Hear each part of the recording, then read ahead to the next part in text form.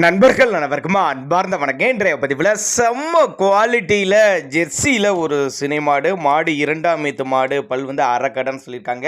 இந்த மாடு கறவை கேரண்டி சொல்லி கொடுக்கலாம். நல்ல லாபம் ஈடி தரக்கூடிய மாடு, பண்ணைகளுக்கு ஏற்ற மாடு, நல்ல கலர் பேட்ச் கொண்ட மாடு, 100% ஃபேட் எதிர்பார்க்கக்கூடிய மாடு, நல்ல ஒரு மேய்ச்சல் முறையில் வளர்க்கப்பட்ட மாடு அப்படின்னு தான் சொல்லியிருக்காங்க. காட்டு மேய்ச்சல் மாடுன்னு சொல்லியிருக்காங்க.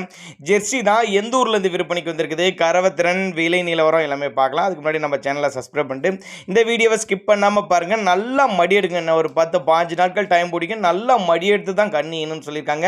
கறவையை பொறுத்தவரை 7-5 லிட்டரு கறவை சொல்லிக் கொடுக்கலாம் தான் சொல்லியிருக்காங்க. ஒரு 15 லிட்டரு கறவை சொல்லிக் கொடுக்கலாம். கறவை கறந்த மாடு அப்படின்னு தான் சொல்லியிருக்காங்க. எங்கேருந்து இந்த மாடு விற்பனைக்கு வந்திருக்குன்னா, சேலம் மாவட்டம் வாழப்பாடி பக்கத்துட்ட நீர்முள்ளிக்குட்டை. சேலம் மாவட்டம் வாழப்பாடி பக்கத்துட்ட நீர்முள்ளிக்குட்டை. எத்தனாவது ஈத்துனா இரண்டாம் மீத்து அரைக்கடை பல் ஏறி இறங்கியிருக்கு அப்போ தான் சொல்லியிருக்காங்க.